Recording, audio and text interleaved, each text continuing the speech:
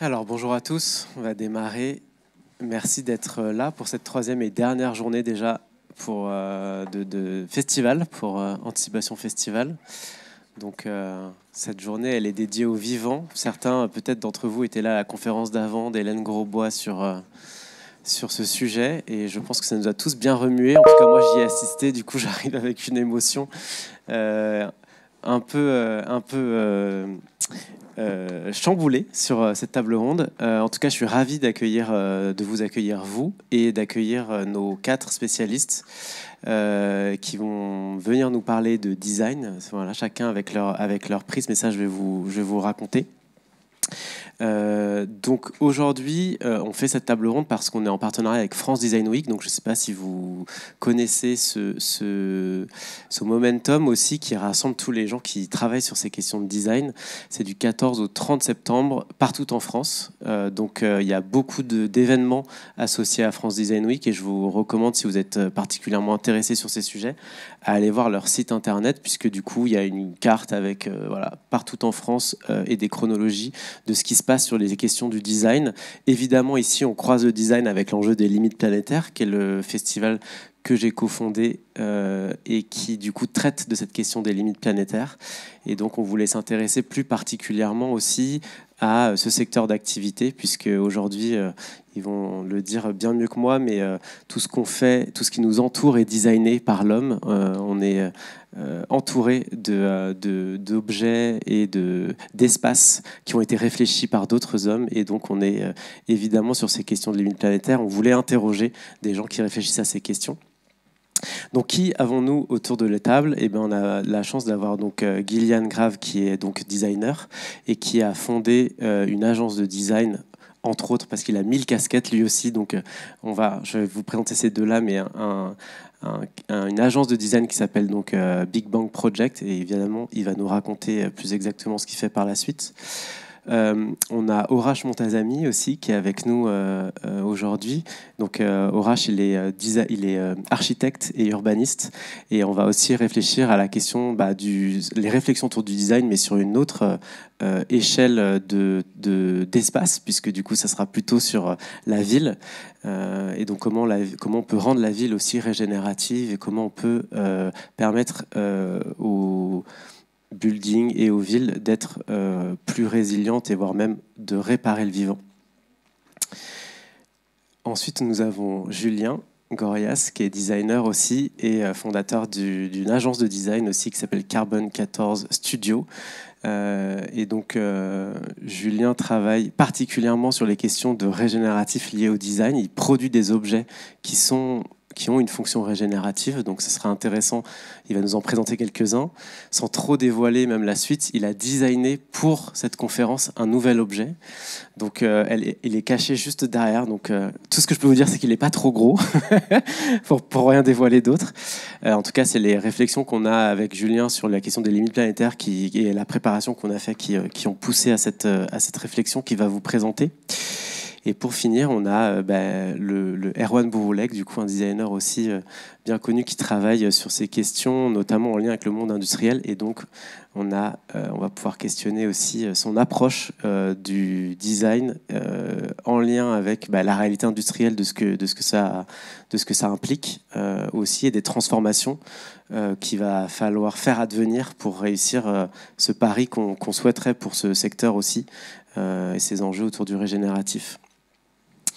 Donc pour démarrer, déjà pour préparer cette table ronde, j'ai regardé la table ronde qu'on avait fait l'an dernier pour l'édition numéro 1, et on se posait la question à l'époque de est-ce que le design et les limites planétaires finalement doivent être prises comme une opportunité ou comme une contrainte pour les designers. On a eu pas mal d'échanges assez intéressants. On s'est rendu compte qu'en fait, s'il y avait 2 sujets, moi, que j'ai regardé cette table ronde à nouveau pour préparer aujourd'hui, qui émergeaient, c'était la question de l'éthique du designer, de sa formation, de sa capacité à réfléchir, réinterroger son métier, sa pratique, et que du coup, ça devenait une opportunité, qu'il y avait plein d'outils pour ça, des labels, donc on reparlera certainement aujourd'hui aussi du Cradle to Cradle, par exemple. En tout cas, il y a beaucoup de choses très qui ne demandent qu'à être explorés ou travaillés, et que ça, c'est du coup la question qu'on se posait aujourd'hui, c'est finalement c'est celle du comment. C'est-à-dire que là, on va explorer avec vous plein de projets que vous avez conduits et qui sont finalement des propositions qui prouvent que le design il peut être régénératif. Alors ça m'amène à une première question pour toi, Gillian. C'est effectivement, tu fais beaucoup de choses, mais beaucoup de pédagogie, beaucoup de formation, notamment aussi tu designes des objets. Alors déjà, qu'est-ce que ça veut dire pour toi de mettre le design au service du vivant ? Comment tu le vois et du coup, comment tu fais ça ? Comment tu mets ça dans ta pratique ? Super, bonjour à toutes et à tous. Merci pour cette question. Alors moi, j'ai choisi en fait de m'inspirer du vivant justement pour adresser ces enjeux-là. Et donc je vais vous parler un petit peu de biomimétisme. Donc c'est la voie que j'ai choisie, on va dire, qui est une sorte de philosophie de conception qui consiste à prendre le vivant comme modèle. Qui, à main levée, rapidement, a déjà entendu parler de biomimétisme ? Waouh. Ok, donc ça veut dire que le travail a bien été fait déjà en amont, c'est très chouette. Mais effectivement, donc on dit que le biomimétisme, c'est une philosophie qui consiste à s'inspirer du vivant de l'échelle nano, l'échelle macro, en passant par l'échelle écosystémique, pour concevoir des solutions qui sont plus souhaitables, plus soutenables. Et donc l'idée, la manière dont moi je réalise ça, dont j'hybride le design avec la biologie, on verra comment, je peux prendre quelques minutes pour développer ça, c'est d'aller chercher justement dans les 2 millions d'espèces aujourd'hui connues et décrites qui peuplent la Terre. Alors, ces 2 millions d'espèces que l'on connaît, on se rend compte qu'on connaît finalement très peu de choses du vivant. C'est, on va dire, 10 à 20 millions d'espèces... Pardon, pour revenir, merci. C'est 8 à 20 millions d'espèces qui peupleraient la Terre aujourd'hui. Certains parlent de 100 millions. Donc tout ça pour dire que finalement, on connaît très très peu de choses sur le vivant. Donc ce que l'on cherche à protéger, on le connaît très peu. Donc c'est déjà en fait quelque chose d'assez intéressant à savoir. Et donc, toute l'idée de ma démarche, d'hybrider le design et le biomimétisme, on va dire la biologie plutôt, c'est d'aller regarder le vivant de l'échelle moléculaire à l'échelle justement de la biosphère. Donc on va regarder comment le vivant est fait en fait à l'échelle structurelle, moléculaire, le fonctionnement de certains organes, on va regarder justement certains organismes, on va regarder les interactions qui peuvent exister au sein d'un écosystème donné, ou le fonctionnement de la biosphère. Et ça peut nous inspirer la création de nouveaux matériaux, produits, services, de nouvelles façons de penser l'habitat, les quartiers, villes, territoires, voire même les formes d'organisation. Et ça nous permet justement d'intégrer le vivant à la fois dans notre démarche, mais aussi dans le résultat que l'on cherche à produire, donc d'intégrer tous les vivants dans nos conceptions, que l'on pense à un matériau ou à une façon d'organiser nos activités, voire même designer la société quelque part. Ce qui m'intéresse aussi là-dedans, c'est que finalement, on est dans une approche qui est multi- et interdisciplinaire. Et ça, je pense que c'est quelque chose aujourd'hui où on ne peut pas couper à ça. On ne peut plus pratiquer le design comme on le faisait avant. Et donc, typiquement, le designer était plutôt avant à l'échelle produit et service, pour un designer industriel tel qu'a été ma formation. Mais ça nous force à travailler avec d'autres disciplines. Donc typiquement, pour regarder le très petit avec des microbiologistes, regarder un peu plus grand avec des biologistes, des gens qui vont étudier le comportement animal avec des éthologues, des gens qui vont vous aider à comprendre le fonctionnement des écosystèmes aussi, avec des écologues notamment. Et donc tout ça, c'est super intéressant parce qu'il faut designer des outils qui nous permettent justement d'avoir ce dialogue interdisciplinaire que l'on va pouvoir après appliquer sur tous les sujets qui sont chauds. Comment est-ce que l'on est mobile sur un territoire? Comment est-ce que l'on habite ce territoire? Comment est-ce qu'on se nourrit? Comment est-ce qu'on se soigne? Donc c'est des sujets que l'on va adresser en prenant en compte le vivant, autant dans la démarche que dans le résultat qu'on va chercher à appliquer. Ce qui m'intéresse aussi à vous partager là, c'est qu'on peut être dans une approche qui est double. On dit biology push, que l'on voit à droite, ou problem solving. Donc typiquement, on va avoir un problème, on va voir comment on fait le vivant pour y répondre. Ça va nous inspirer des réponses qui vont être matériaux, produits, services, etc. Mais à force d'étudier le vivant, les 2 millions d'espèces connues et décrites, on peut aussi trouver des réponses et on va chercher les problèmes auxquels justement le vivant a déjà répondu. Au cours de 3,8 milliards d'années de recherche et développement, d'évolution. Donc il y a tout un tas de réponses qui existent dans le vivant. Donc on peut regarder comment ça marche et trouver le problème que l'on peut résoudre à partir de ça. Et donc pour ça, il faut développer des nouvelles méthodes et des nouveaux outils. Donc là, par exemple, c'est Okagaia. Alors il est sur un serveur privé, donc ne le cherchez pas sur Google. Donc, c'est un outil qui nous permet justement à nous, ingénieurs, designers, architectes, urbanistes, d'aller chercher dans la littérature scientifique les bonnes espèces qui ont déjà en fait développé des réponses aux problèmes que l'on rencontre. Par exemple, si demain je veux créer un matériau qui est capable de séquestrer le carbone, de produire de l'oxygène, eh bien les réponses existent déjà dans le vivant. Donc il faut savoir aller les chercher. Donc là, on a une IA derrière qui est assez puissante, qui explore toute la littérature scientifique et qui va nous dire, bah tiens, tel scarabée, tel végétal a développé cette solution et voilà comment on peut s'en inspirer. Et ça va nous permettre de développer des innovations à différentes échelles. Et donc tout ça nous permet justement de créer une base de données de solutions du vivant qui vont ensuite être transformées en des idées de matériaux, produits, services, et voire même travailler avec des mairies sur comment est-ce qu'on repense une ville inspirée du fonctionnement des écosystèmes, par exemple, pour pouvoir mieux gérer les ressources, l'information, les flux de matière, les flux d'énergie, etc. Donc c'est un travail qui, et très rapidement pour finir, m'a permis d'étendre, on va dire, mon spectre de designer. Donc avant, j'étais plutôt formé à concevoir des produits et des services, et maintenant, je travaille de l'échelle des matériaux à celle des formes d'organisation. Donc un spectre beaucoup plus large, grâce justement à cette interdisciplinarité, en fait, de travailler avec des gens qui viennent des sciences du vivant, et notamment beaucoup des gens du Muséum national d'histoire naturelle. On a un très joli exemple à Paris, et ce qui nous permet justement de prendre le vivant comme modèle pour pouvoir rendre nos activités compatibles avec l'environnement. Donc voilà, le vivant, il est intégré dans la méthode et dans le résultat que l'on cherche à produire. Ouais, c'est intéressant ce que tu dis sur le changement d'échelle et les méthodologies de... Vous m'entendez ? Ok, si, pardon, je vais pas savoir du coup. C'est intéressant ce que tu dis sur le changement d'échelle et le changement d'approche méthodologique aussi, finalement, parce que tu as ouvert ta façon de travailler, où tu es beaucoup plus à l'écoute des parties prenantes, élargie finalement de ton métier cœur.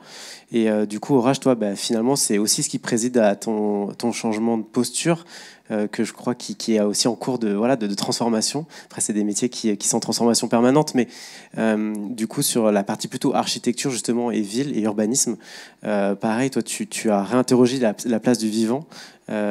Et du coup, tu parles d'utilité. C'était intéressant quand on a préparé la table ronde, des technologies utiles.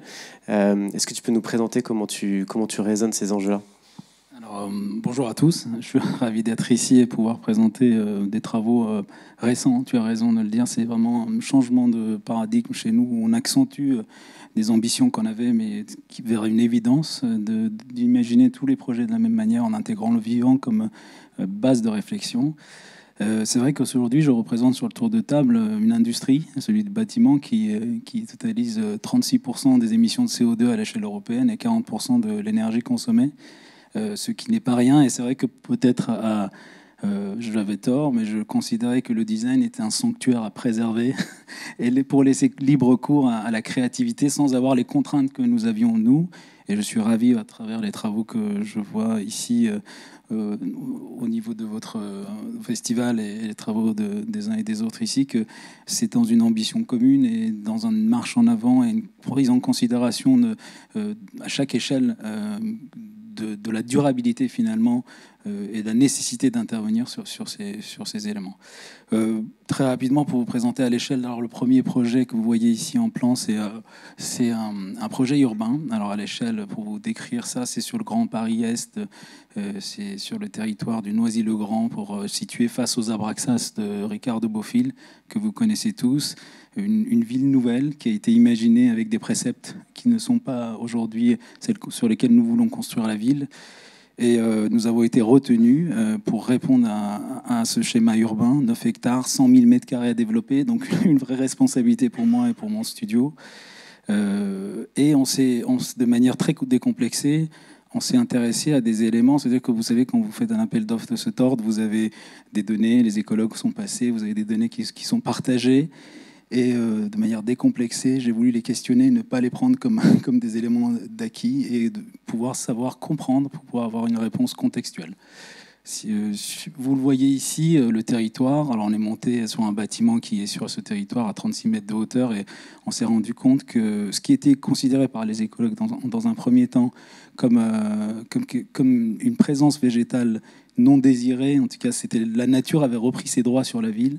Rien que de ce fait, je trouvais que c'était intéressant de s'interroger sur le fait de qu'est-ce qui est considéré comme pérenne en termes du vivant Et pourquoi c'est une végétation qui a pris forme aujourd'hui, que vous voyez ici, et qui bénéficie pour une question de biophilie évidente pour les riverains et les administrés. Donc, essayer de convaincre les maires de ce territoire qu'il fallait un peu pousser plus loin nos investigations. Aujourd'hui, c'était un parking de 3 niveaux qui n'a jamais été construit, donc 9 mètres de dénivelé. On est descendu, on a coupé les grilles. Vraiment, c'était tagué, c'est un territoire assez intéressant. En 9 mètres, donc on a redécouvert de l'eau avec les écologues.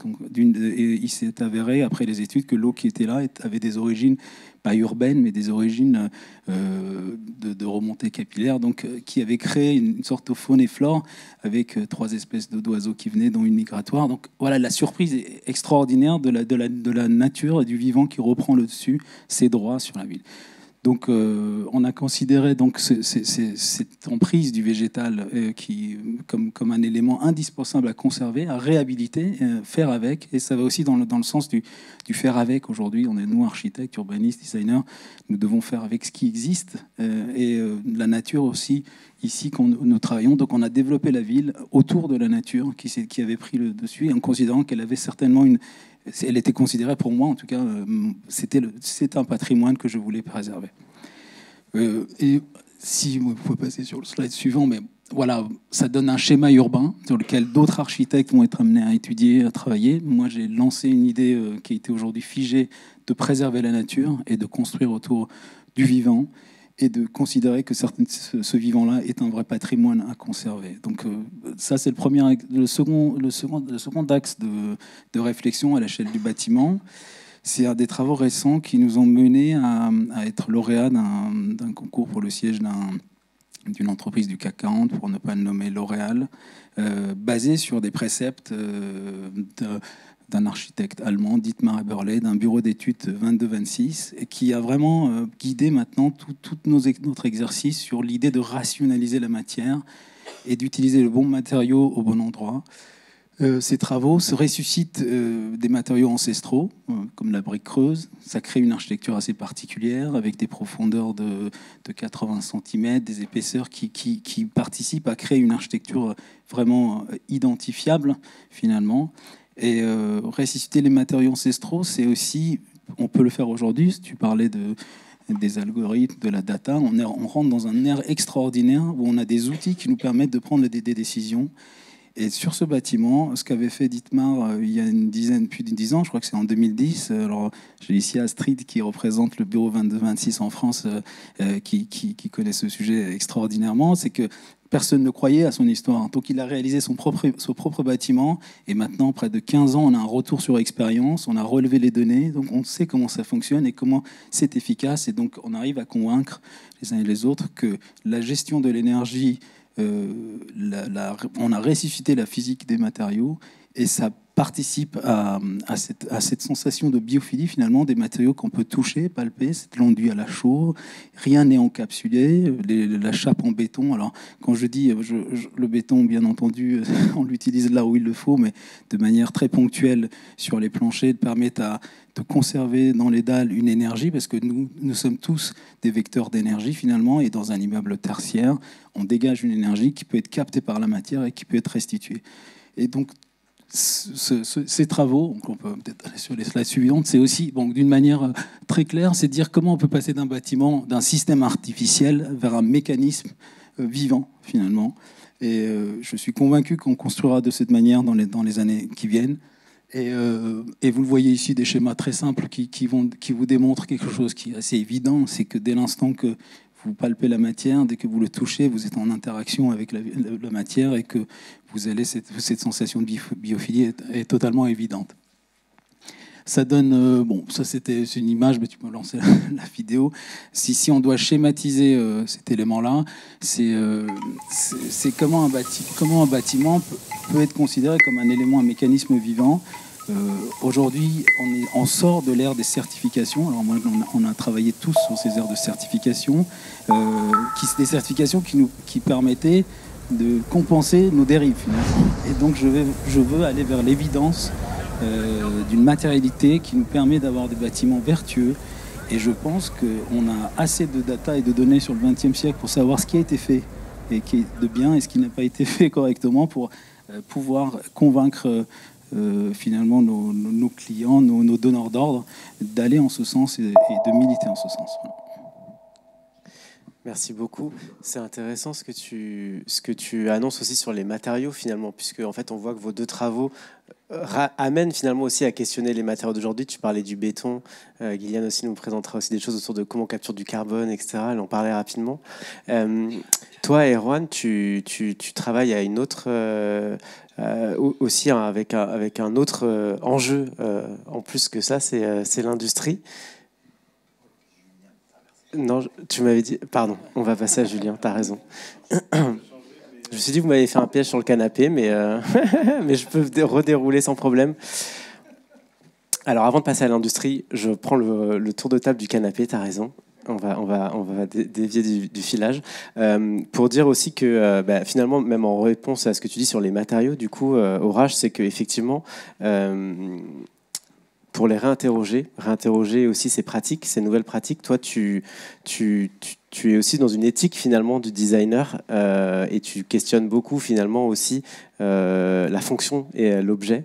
Et du coup, est-ce que tu peux nous présenter les travaux, comment tu as réfléchi à mettre, comment le design peut être au niveau du vivant et le renforcer, et comment tu développes ça avec ton studio? Eh bien, merci pour cette invitation et puis bonjour à toutes et à tous.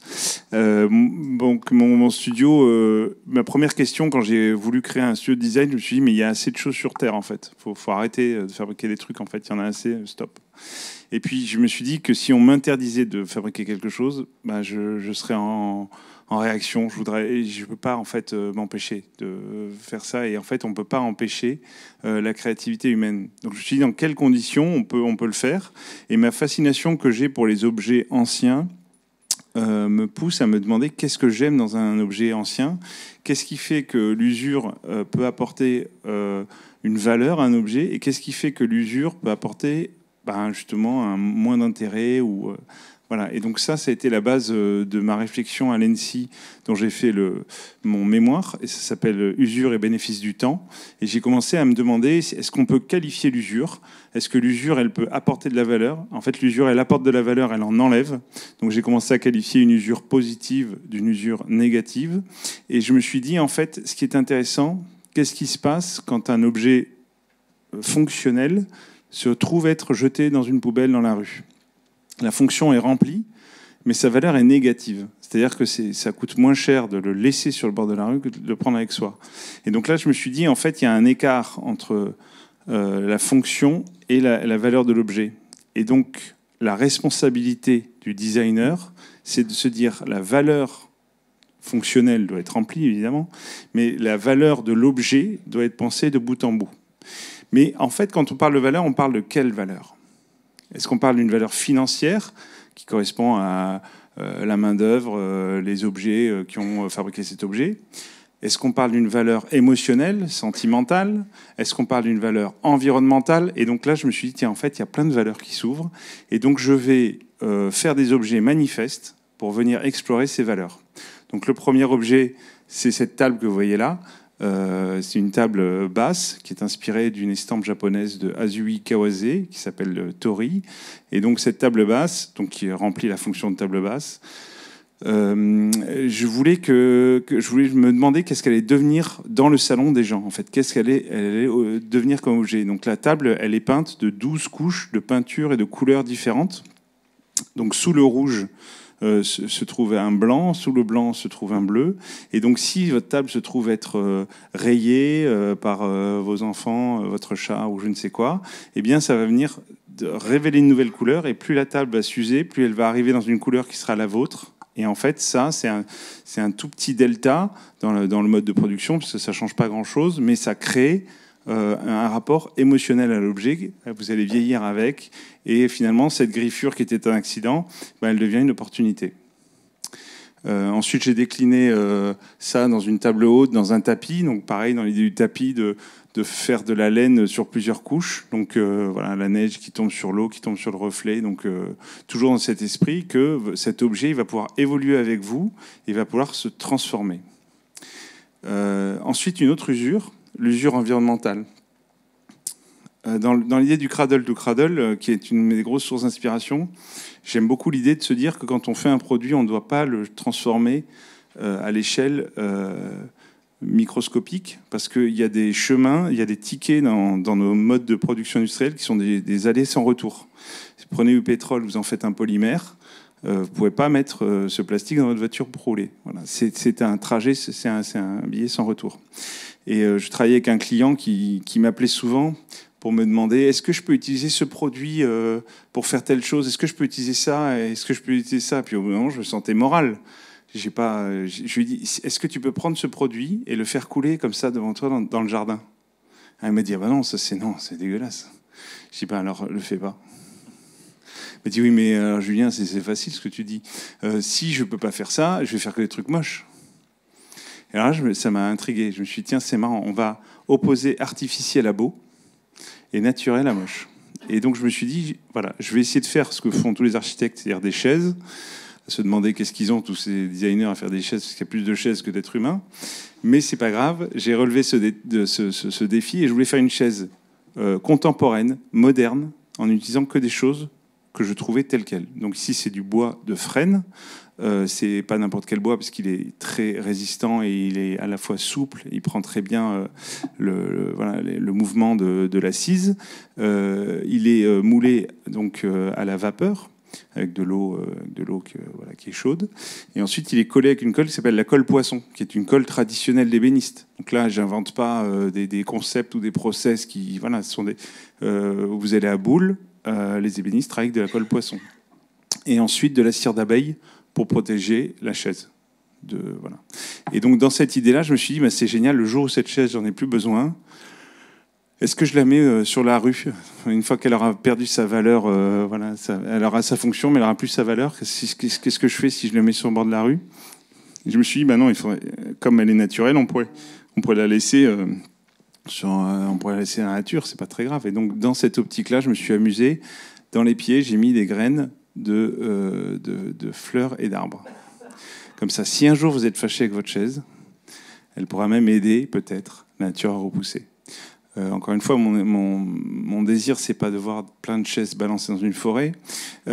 Ici, c'est un peu un exercice où je vais pousser à son paroxysme cette histoire pour se dire que si on conçoit les choses pour qu'elles soient soutenables, alors on peut continuer à créer. Voilà. Ensuite, donc voilà, ça c'est la chaise. Alors la chaise noire, elle est noircie avec de l'oxyde de fer. L'oxyde de fer donc va noircir naturellement le bois.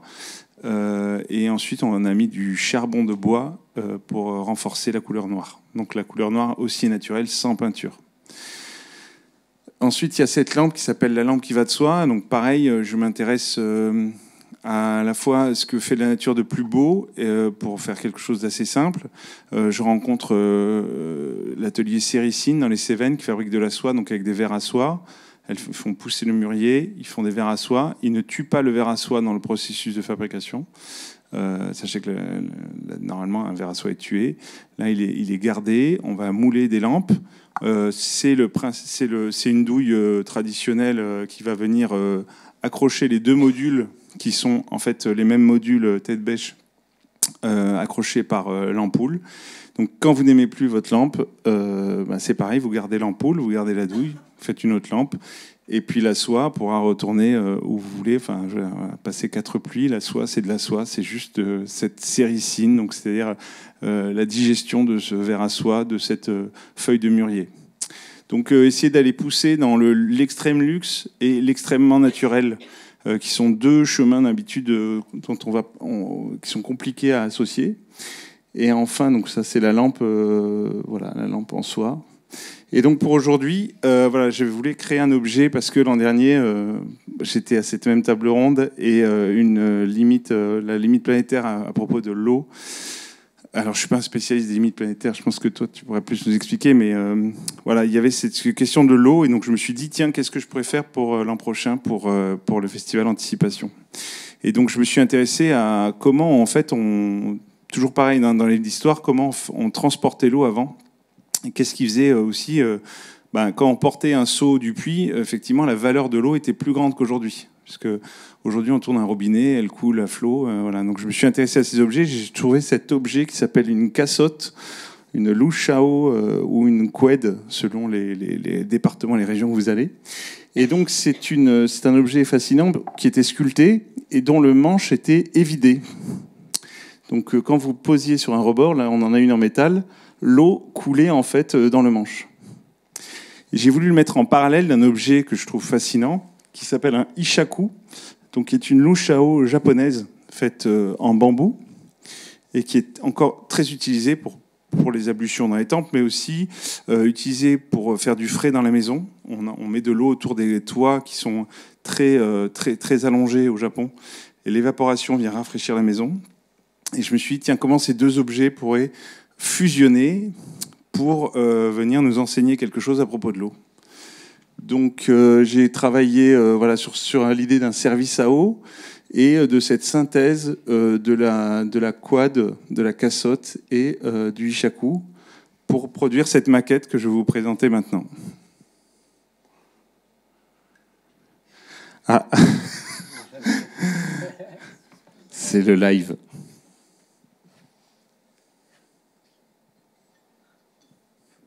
Peut-être tu peux lancer la vidéo et faire plein écran après. Je pense que c'est en haut à droite. La sortie, ouais.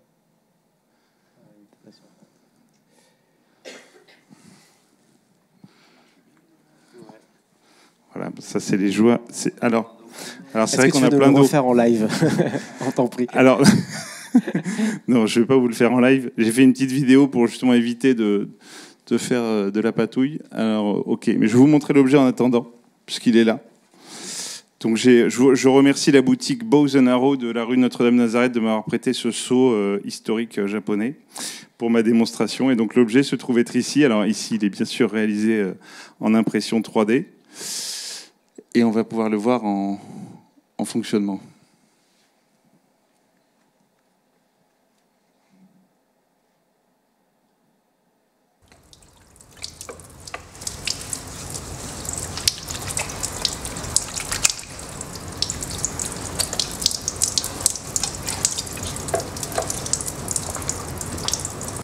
Donc la louche qui coule de source, c'est une louche qui permet bien sûr de transporter l'eau, de le mettre d'un endroit à l'autre, mais quand on la pose à l'horizontale, de couler, d'avoir un petit filet d'eau qui nous permet de nous laver les mains, de voir notre consommation d'eau en fait quand on se lave les mains, de voir l'eau qui découle et d'avoir comme ça une perception finalement de cette merveille avec laquelle on vit et qui est la condition nécessaire de la vie et dont on a beaucoup de mal à prendre en compte. Voilà, c'était tout pour aujourd'hui. Merci beaucoup. C'est intéressant c'est ce que tu racontes parce que ça fait pas mal écho à ce qu'on a déjà vu dans le festival ces 2 derniers jours, notamment sur la question des imaginaires et des nouveaux récits aussi qui permettent justement d'enchasser nos modes de vie et notre société avec les limites planétaires pour les respecter. Et du coup, effectivement, là, tu joues sur la fonction la capacité de génération par le designer d'un imaginaire qui soit finalement aussi qui questionne et qui soit en capacité d'interroger nos modes de vie avec l'usage de l'eau. Et du coup, là, on est sur un objet manifeste, quelque chose d'unique. Après, il y a un autre enjeu pour les designers, c'est effectivement le passage à l'échelle quand il faut industrialiser ou quand il faut réfléchir à des choses à des échelles plus larges. Et Erwan, c'est ce que tu fais beaucoup dans ton quotidien de designer.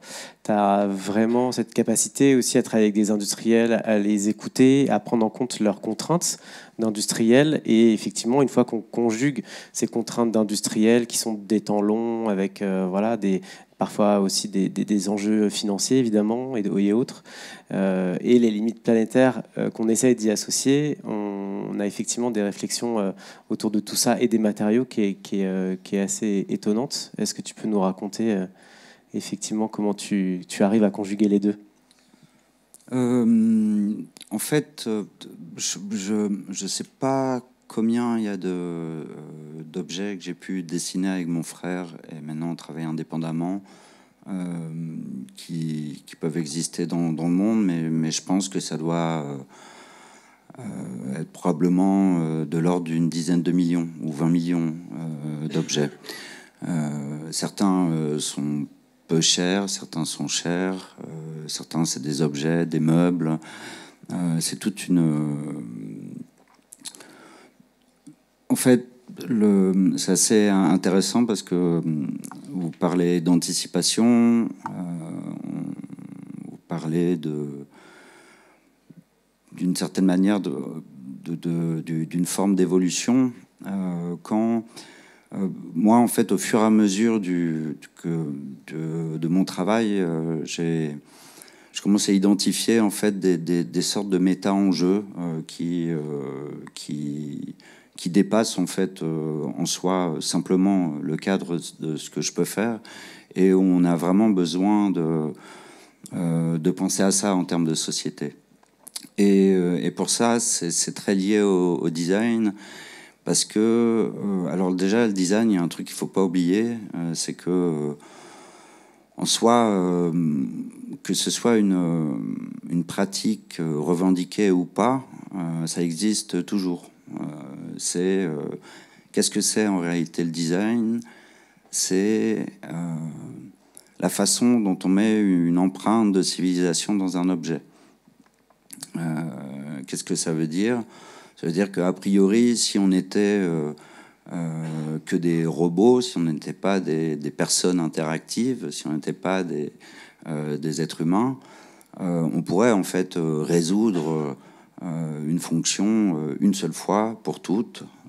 Mais en réalité, le fait de fabriquer un objet, c'est un acte de la civilisation, c'est un acte de la société. Et quoi qu'on fasse, l'objet, en fait, d'une certaine manière, porte les stigmates de cette civilisation et en même temps est le porteur des codes de cette civilisation. Et si on regarde la civilisation dans laquelle on vit maintenant, et par rapport à cette problématique du vivant, je pense qu'il y a un enjeu qui est fondamental, qui est d'abord un enjeu de bien vivre. Parce que, en réalité, toutes les problématiques écologiques, elles passent par nous. Et quand on vit mal, dans un mauvais environnement, eh ben, en réalité, on consomme mal, on utilise mal les choses, on se nourrit mal. Donc le bien vivre, c'est un truc qui est totalement fondamental. Et le bien vivre, en fait, il va dans les deux côtés. Parce que, en réalité, ici, on est en Europe. Aucun d'entre nous n'est un fabricant. Enfin, je ne sais pas, est-ce qu'il y a quelqu'un dans la salle qui fabrique quelque chose tous les jours? Est-ce que quelqu'un a déjà travaillé dans quelque chose de l'ordre d'une usine, d'un atelier, pour répéter les choses? Non. Enfin, je ne crois pas. Personne n'a levé le doigt. Donc le bien vivre, en réalité, il va aussi dans les deux sens. Il va le bien vivre du consommateur, mais aussi le bien vivre de celui qui produit.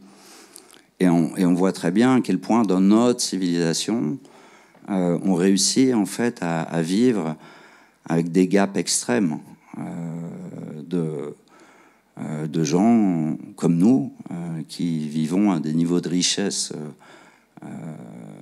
qui n'ont jamais existé, et d'autres personnes qui vivent à des niveaux de pauvreté extrêmes. Donc un des premiers enjeux, en réalité, c'est de bien vivre, c'est de rebalancer. Et ça, il y a un deuxième enjeu qui pour moi est fondamental, c'est une partie des images que je montre, qui est en fait pour moi une question de réapprendre la réalité. Je suis né à la campagne, j'avais pas mal de paysans dans ma famille, et une chose que je constate beaucoup, c'est que en fait on connaît très peu de choses de la réalité en tant que civilisation. A priori, je pense que, est-ce qu'il y a quelqu'un dans la salle qui sait quand est-ce qu'on plante du maïs et combien de temps il reste en terre? Une personne. Cool, génial. ça serait bien de nous le dire à la fin, en tout cas. En réalité, malheureusement, notre civilisation perd des enjeux profonds de compréhension de la réalité, de comment les choses fonctionnent. Je le vois avec... moi, j'ai des filles qui apprennent de la physique, des sciences naturelles, tout ça. Et en même temps, malheureusement, elles se sont très peu déplacées dans des environnements naturels, ou elles se sont très peu déplacées dans une ferme, ou elles se sont très peu déplacées dans la moindre usine. Mes filles, en fait, elles savent à peu près ce que c'est un fil et une aiguille, mais elles connaissent très peu de choses. Personne ne sait fabriquer une bougie, par exemple. Et ça nous pose des grands problèmes parce que, vu qu'on ne connaît pas la réalité, déjà, on a du mal, tout simplement, à la regarder et à la comprendre. On ne sait pas très bien qu'est-ce qu'il y a en face de nous. On ne sait pas de quoi sont faites les choses. Et on ne sait pas comment elles sont faites. Mais surtout, ça pose aussi énormément de problèmes, littéralement, en termes d'entretien. Moi, c'est un truc qui arrive tout le temps, c'est en réalité, presque toutes les matières du monde sont recouvertes de plastique. Tout est recouvert de plastique d'une manière ou d'une autre.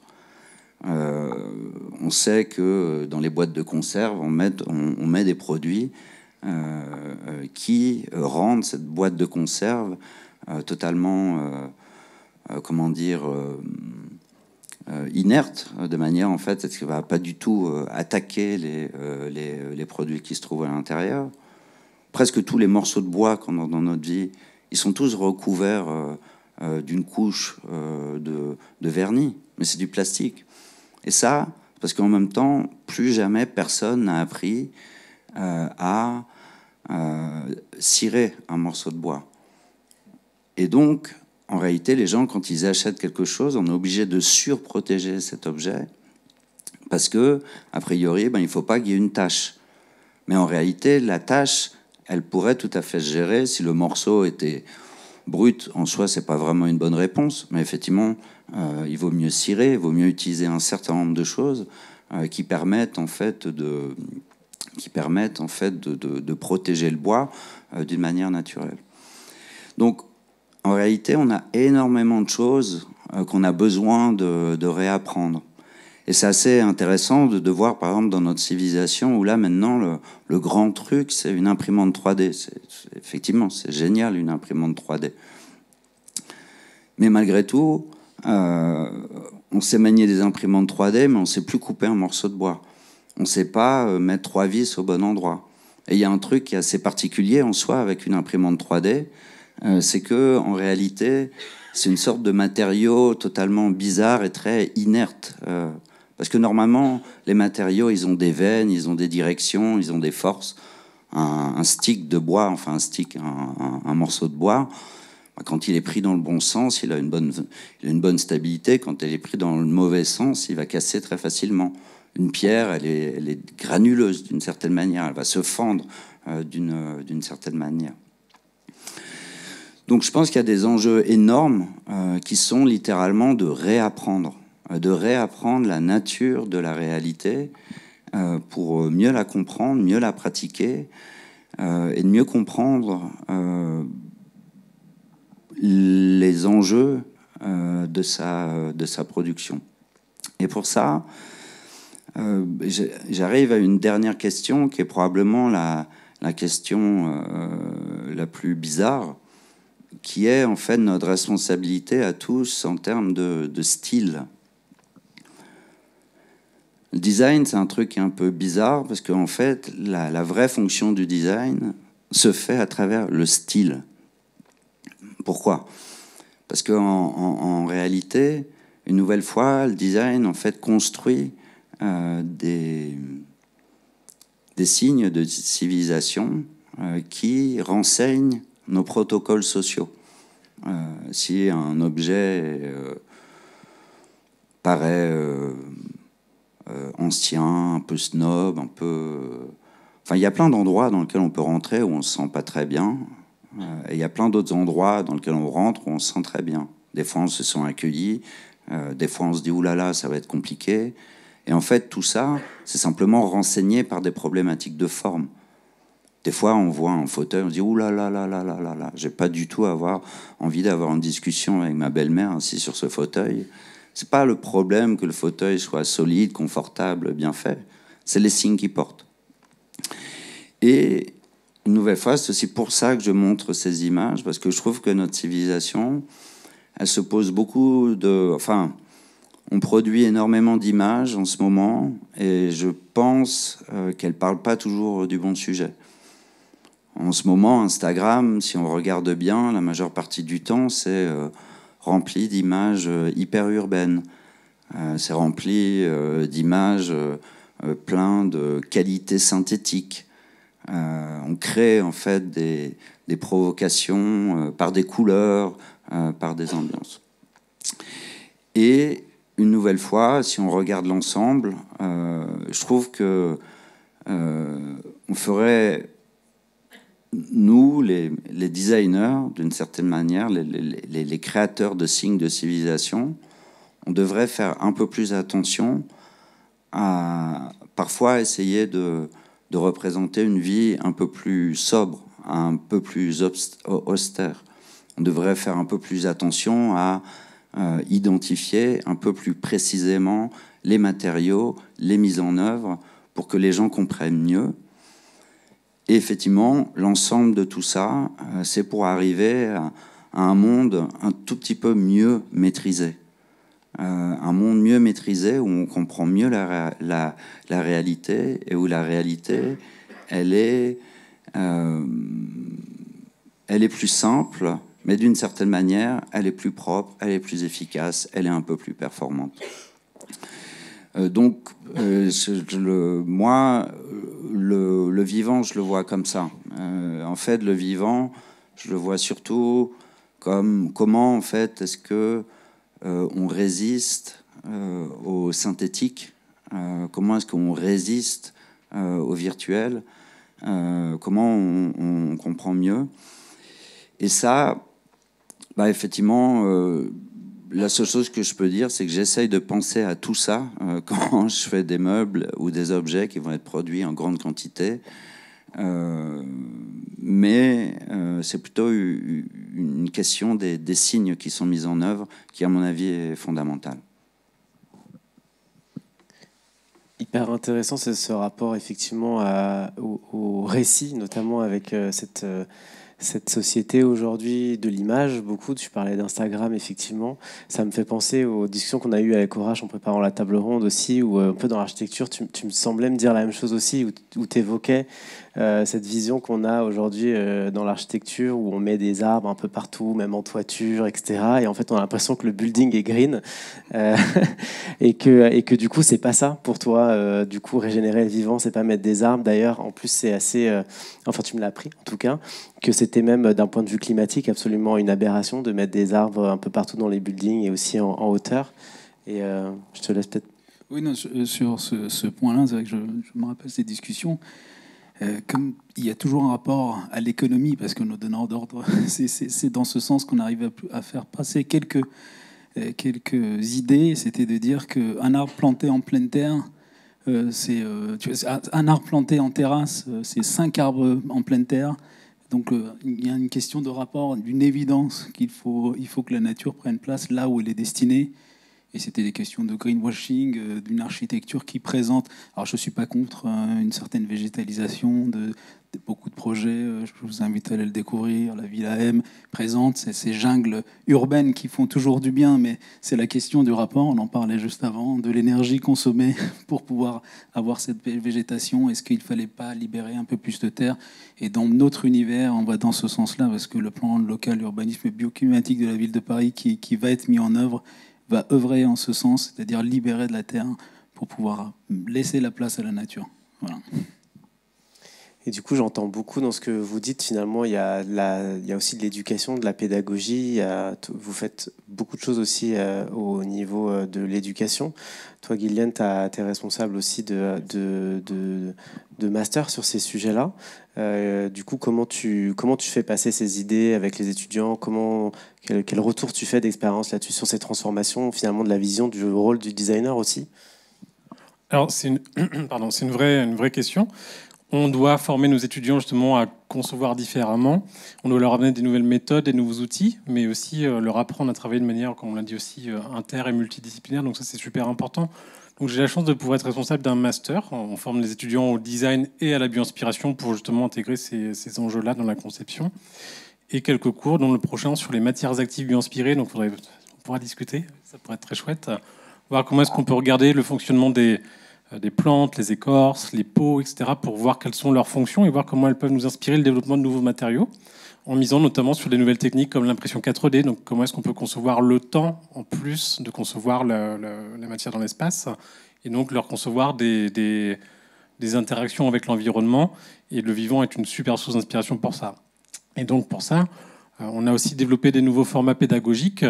Donc on va aussi intégrer notamment des étudiants du Muséum d'histoire naturelle, que ce soit en master ou en thèse, qu'on emmène même sur le terrain, notamment à la station marine du Muséum d'histoire naturelle à Concarneau, pour commencer justement à forger une culture commune entre nos étudiants en design et des étudiants justement aussi en sciences du vivant.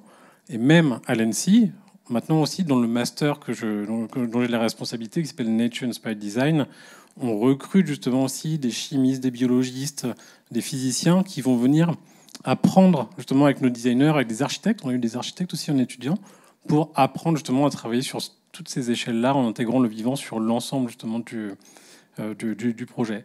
Et donc c'est super intéressant parce que on va devoir créer des modes pédagogiques, des modèles pédagogiques qui vont devoir s'appliquer à différents types de disciplines, qui vont pas parler le même langage, qui vont pas avoir l'habitude de travailler sur les mêmes finalités. Un designer va concevoir des projets, qui va prototyper, etc. Un chercheur va produire des papiers scientifiques. Donc voilà, on va chercher justement à travailler sur des livrables à l'interface entre les deux. Donc tout un tas de modèles pédagogiques à réinventer. Et l'ENSI, en tout cas, est un joli lieu pour expérimenter ça. Merci beaucoup. Moi, j'ai des milliards de questions, mais l'idée, c'était aussi de vous offrir ce moment pour discuter avec la salle. Donc, si vous avez des questions, n'hésitez pas à lever la main. On fera circuler un micro, comme on arrive bientôt au terme de nos échanges. Ah, il y a déjà des mains levées là-haut. Ouais. Et bah, partout. Ok, super. Alors, tiens, ouais, si tu veux bien. Alors, si on suit... la règle, c'était la proximité, mais on vous oublie pas là-haut. Bonjour, alors moi j'avais deux questions. La première, c'est, je me demandais, mais du coup, il n'y a pas de femme designer? Pardon, alors ça, merci beaucoup de relever ce point. Ça, c'était la première question. Coup, et la deuxième question, c'était OK Gaia, très intéressant, sinon la table ronde quand même, je tiens à le dire. Et OK Gaia, hyper intéressant la plateforme. Je me demandais, vous avez mentionné qu'elle n'était pas accessible sur le web. Et pourquoi? Parce que ça pourrait inspirer d'autres en open source, par exemple. Voilà. C'était ma deuxième question. Tu veux prendre Moi, je prends le point parce que pour le coup, il est de ma faute puisque j'ai organisé cette table ronde et j'ai évidemment tenté de convier le plus possible beaucoup de femmes designers qui n'étaient pas disponibles pour des raisons perso. Donc malheureusement, je pense qu'elles sont peut-être moins nombreuses, je ne sais pas, mais en tout cas beaucoup plus demandées, ce qui est peut-être sans doute une bonne chose. Et effectivement, et c'est quelque chose auquel on veille sur le festival, d'avoir la parité, et on n'a pas réussi sur celle-ci. Mais l'an dernier, on l'avait, donc c'est plutôt un enjeu de timing, je pense, pour cette fois-ci.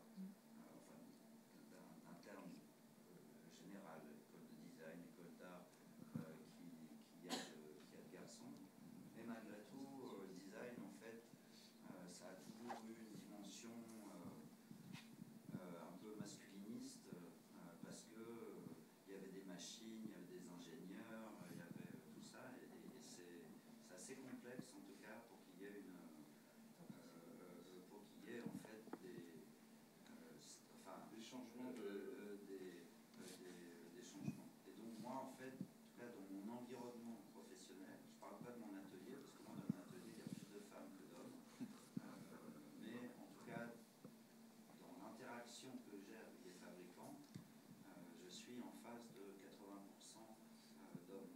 Par contre, il y a un truc super, c'est que maintenant les femmes, elles deviennent directrices marketing. Et en réalité, elles portent bien mieux des objectifs d'innovation et de transformation que les hommes. Parce que moi je suis designer et je connais, ma voisine aussi, on connaît beaucoup de femmes designers qui travaillent aussi sur les enjeux écologiques. Et donc c'est vrai que voilà, nous on peut aider à proposer des noms pour la réponse. Avec grand plaisir. Et en plus, vous étiez disponible aujourd'hui, donc je suis désolé de ne pas avoir eu vos noms avant. Et moi, je peux que partager effectivement ce point qui est super important. Et juste sur les critères de recrutement, à l'ANSSI, j'espère ne pas dire bêtises, mais en tout cas, la parité est respectée. Et ça, je trouve ça vachement intéressant. Et autour de moi, c'est majoritairement des femmes, parce que je travaille forcément sur les sujets environnementaux, et notamment dans les sciences du vivant. Je ne sais pas pourquoi, peut-être qu'il y a en tout cas une sensibilité qu'il n'y avait pas avant chez les hommes, mais c'est beaucoup plus féminin que masculin comme milieu. Mais c'est pareil, c'est en train de se rééquilibrer dans les deux sens, et je trouve ça super intéressant. Sur l'autre point, sur OK Gaia, effectivement, donc là, c'est un outil qu'on a développé, un outil maison, parce que on doit faire de la recherche en développant nos propres méthodes pour concevoir justement des éco-innovations mieux inspirées. Et donc, on n'a pas des moyens énormes. Et donc, en gros, moi, je prends un pourcentage sur ce que mes clients industriels prennent. Je le réinjecte dans notre propre R&D, ce qui permet de développer justement tous ces outils-là. Aujourd'hui, on n'a pas encore le modèle économique qui va permettre justement de le finaliser, parce qu'il y a encore plein de choses à peaufiner, et de l'ouvrir pour être sûr qu'en tout cas, on va pouvoir avoir quand même un remboursement de l'investissement qui a été fait. Mais ça devrait venir, c'est qu'une question de modèle économique à trouver. Et effectivement, moi, le modèle open source, c'est un modèle qui me parle énormément. Donc, c'est des choses qui vont venir. Mais en attendant, j'ai la chance de pouvoir être membre d'un consortium d'acteurs qui s'appelle Biomig, qui est en charge de caractériser et de prototyper des matériaux bio-inspirés. Donc, mon agence est la plus petite entreprise. Au départ, on était 7 acteurs, dont L'Oréal. Aujourd'hui, il y a EDF, RTE, des universités, etc. Et donc, l'idée, c'est de développer en fait des méthodes de conception, beaucoup d'outils d'aide à la conception, notamment. On parlait de l'assistance, de se faire assister par le numérique, notamment. C'est un truc qui est quand même assez puissant aujourd'hui. Et dont dans les missions de ce consortium d'acteurs, il y a le développement d'une plateforme qui s'appelle Biomig Search, qui est la version ouverte d'OK Gaia, qui a été le fruit d'un cofinancement. Je ne rentrerai pas dans les détails, mais en tout cas, elle a été ouverte au public en juin dernier. Donc Biomig Search, c'est ouvert. Le Muséum d'histoire naturelle aussi, avec qui on travaille beaucoup, parce qu'on oublie que c'est pas qu'un musée, c'est vraiment en fait un énorme centre de recherche avec la biodiversité présente sur les territoires français, elle est quand même énorme. Et donc, ils ont une mission de recherche pour la conservation du patrimoine naturel. Et ça, c'est assez chouette. Et donc, il y a aussi une vocation là-dedans à intégrer notamment les ingénieurs, designers, architectes, urbanistes dans la réflexion pour ouvrir leur collection à ces métiers-là, pour s'en inspirer, pour innover plus durablement. Et à ce titre, ils ont développé une plateforme qui s'appelle BioInspire Explore, qui, je pense, est ouverte. En tout cas, moi, mes étudiants sont formés à ces outils-là, notamment. Donc, je pense que ça doit être ouvert au public. Donc, à regarder. Biomig Search, BioInspire Explore. Et bientôt OK Gaia.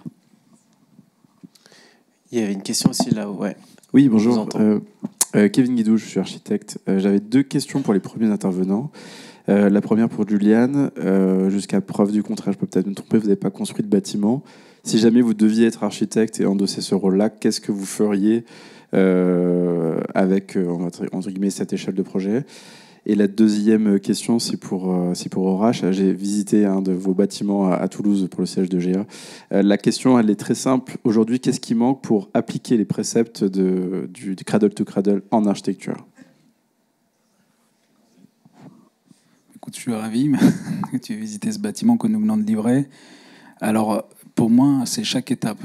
Le bâtiment auquel tu fais référence est un campus tertiaire à Toulouse, sur le long de la piste des Géants, 33 000 m², une intervention urbaine avant d'être une intervention architecturale. Donc le bâtiment dont tu parles, c'est le premier bâtiment livré, avec une ambition de faire une construction dans un mode constructif qui s'appelle le hors-site. Donc ça a un rapport avec l'industrialisation du bâtiment.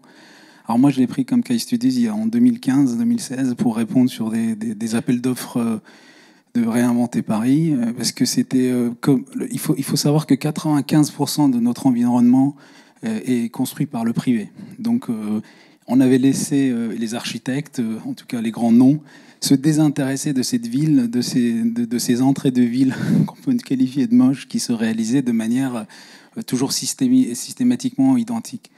Et utiliser donc ce bâtiment est comment rationaliser la matière par l'industrialisation, par mon donneur d'ordre GA Smart Building, une entreprise qui construit dans leur site à Toulouse.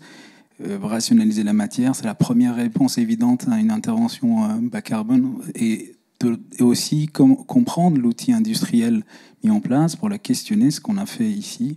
Ils avaient, alors c'est une entreprise qui existe depuis plus de 100 ans, donc ils ont un service de R&D en interne, donc c'est comment intégrer, alors pour un architecte c'est extraordinaire, comment intégrer ce mode de construction, le comprendre pour essayer de l'améliorer, alors, très humblement hein, à mon niveau. Et ce bâtiment-là, il y a beaucoup de technologies embarquées, de capteurs. On l'appelle Smart Building parce qu'il s'autorégule, il est autosuffisant, il répond bien entendu à toutes les règles en vigueur, mais il va au-delà. Si tu l'as visité, d'ailleurs par son implantation, on a pris un parti pris où la nature, le végétal, c'est un premier plan, c'est une idée de compacité, un bâtiment qui est très compact et qui laisse la place à la nature, à des arbres en pleine terre. C'est exactement ce que je vous dis, j'aurais dû peut-être le présenter aujourd'hui. Et donc, comment travailler avec les industriels? Et là, c'est le rapport avec votre univers de designer. Alors nous aussi, architectes, on va être amenés à le faire de plus en plus. Moi, j'en suis convaincu, de manière à maîtriser l'objet. C'est-à-dire, ce qu'on produit, c'est vraiment exactement ce qu'on a imaginé de manière numérique. Sur les calculs thermiques, tout est présent dans l'objet. Donc, c'est un premier acte. Je ne dis pas que c'est le projet idéal, mais on est très récemment, ça a été élu le projet tertiaire de l'année sur le trophée des trophées du bâtiment. Donc on commence à être reconnu, et c'était vraiment amener un regard sur un univers qui était délaissé par les architectes, parce que la construction dite hors site, qu'on appelait dans le temps préfabriquée, qu'aujourd'hui pour des questions de marketing on ne veut plus appeler préfabriquée, a construit cette ville qu'on n'aime pas, qu'on aimerait voir évoluer. Et je pense que nous, architectes, designers et tout acteurs, nous avons vraiment intérêt à apporter un regard de manière sociétale sur ce mode constructif qui bâtit nos villes autour de nous, et pour essayer de l'améliorer, alors étape par étape. Voilà. Je ne sais pas si j'ai répondu à tes questions. C'était la question initiale.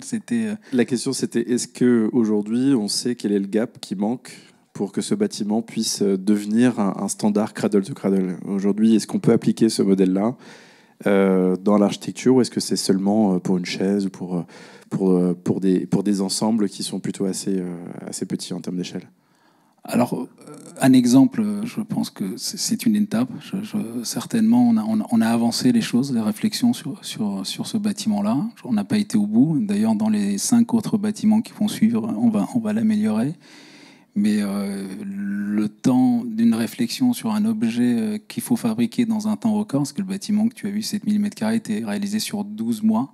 Donc les études qui ont précédé étaient presque aussi longues. Il nous faudrait un peu plus de temps.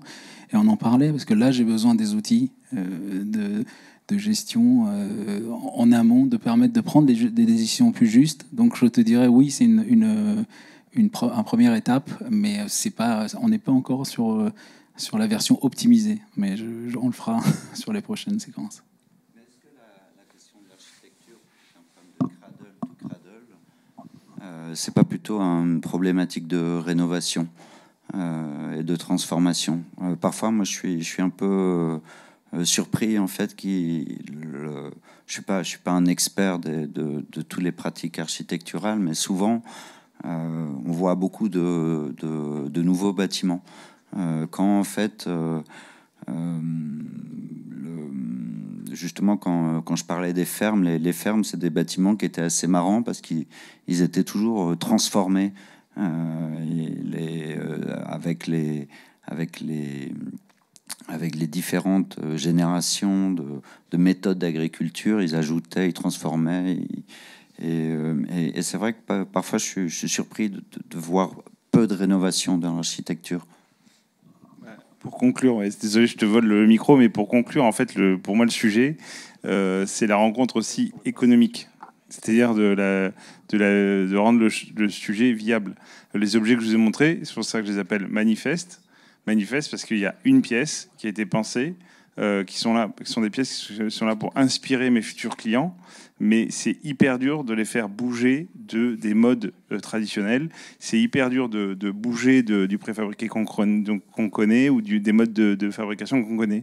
Ça demande du temps, de l'énergie et parfois de l'argent. Simplement pour répondre à ce que disait Erwan, oui, je suis totalement convaincu qu'il faut construire la ville sur l'existant aujourd'hui de plus en plus. Pour vous donner une idée, aujourd'hui sur Paris et première couronne parisienne, il y a 4 millions de mètres carrés de bureaux vides, inutilisés, qui vont être amenés à être transformés. Donc construire la ville sur la ville, c'est une évidence pour nous. Mais c'est une question d'in situ. Le projet dont nous parlons, c'est un territoire un peu abandonné, totalement bétonné. C'était l'idée de renaturer, d'apporter une protection pour les habitats au second plan. Il faut construire moins. L'impact carbone est énorme. Et s'il faut construire, il faut vraiment pouvoir le justifier. Et là, sur ce projet en particulier, je pense que ça se justifiait. Mais très souvent, et de plus en plus, nous allons travailler sur l'existant. Et c'est un travail de changement des paradigmes et des mentalités, mais qui commence à s'accélérer.